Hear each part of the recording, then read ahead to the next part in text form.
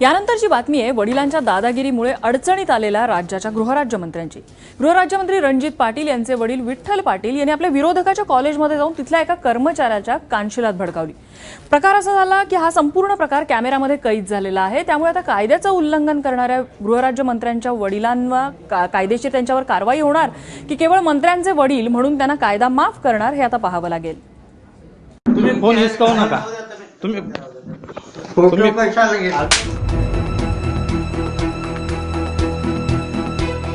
मुलगा मंत्री असल्यानं दबंगगिरी करताना विठ्ठल पाटलांनी कुठलीच कसर बाकी ठेवली नाही। त्यामुळे एरवी मुलाच्या कारनाम्यांवर उत्तर देण्याची वेळ वडिलांवर येते, पण इथं नेमकं उलटं झालंय। भाऊसाहेब देशमुख कॉलेजच्या शिपायाला विठ्ठल पाटलांनी मारहाण केल्यानं मंत्री रणजित पाटलांची अडचण झाली आहे। 15-20 वर्षापासून त्यांचे दोन्ही संस्थेचे वाद आहेत हे मला माहिती आहे आणि काही केसेस सुद्धा चालू आहेत। अशाच प्रकारची त्या दिवशी सुद्धा त्या दोघांची बाचाबाची झाल्याची पोलिसात तक्रार झाली आहे। पोलीस तपासात ही केस आहे, ज्यातून जे निघेल बाहेर येईल त्याच्यातून कारवाई होईल। सिद्ध करावं, काही त्याच्यात काही कुठे माझा त्याच्याशी थेट काही संबंधच नाही आहे। त्यांनी ते बोललेत, त्यांनी ते सिद्ध करावं, माझा कुठे राजकीय दबाव आहे। आता हे नेमकं प्रकरण काय आहे बघा। घुंगशी गावात विठ्ठल पाटील आणि देशमुख कुटुंबाचा परंपरागत वाद आहे। 2008 मध्ये घुंगशीत देशमुख कुटुंबानं भाऊसाहेब देशमुख कनिष्ठ महाविद्यालय सुरू केलं। त्यामुळे 15 किलोमीटर अंतरावर असलेल्या विठ्ठल पाटलांच्या कॉलेजला विद्यार्थीच मिळेना।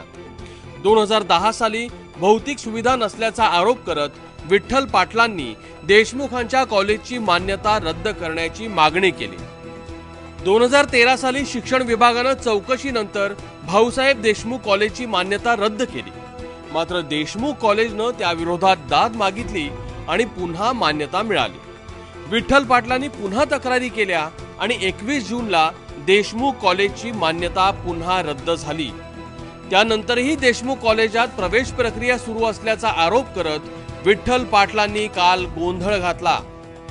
शासनाचा म्हणजे ग्रँट वाचवतोय मी, नॉन ग्रँट कॉलेज चालवतोय 10 वर्षापासून आणि यांचे ग्रँटेड पैसे ते स्वतः खाऊन राहिलेत। माझ्याकडे त्यांच्या शाळेचा अहवाल आहे की यांच्याकडे भौतिक सुविधा नाहीत। शासनाची मदत करत असताना सुद्धा शासनाच्या प्रतिनिधीच्या वडिलांनी माझ्या बाबतीत हा अन्याय करणे हे सर या भारतीय राज्यघटनेला शोभण्यासारखं नाही किंवा या सरकारमध्ये हे मी याचा धिक्कार करतो।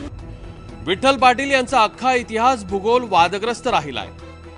विठ्ठल पाटील 1986 मध्ये अकोला वाशिम स्थानिक स्वराज्य संस्थेतून काँग्रेसच्या तिकिटावर आमदार झाले। शरद पवारांनी राष्ट्रवादी काँग्रेसची स्थापना केल्यावर विठ्ठल पाटील काही काळ घड्याळासोबत होते। जिल्हा परिषदेत सभापती असताना आपल्या शेतीच्या नजीक त्यांनी सरकारी विश्रामगृह बांधून घेतलं।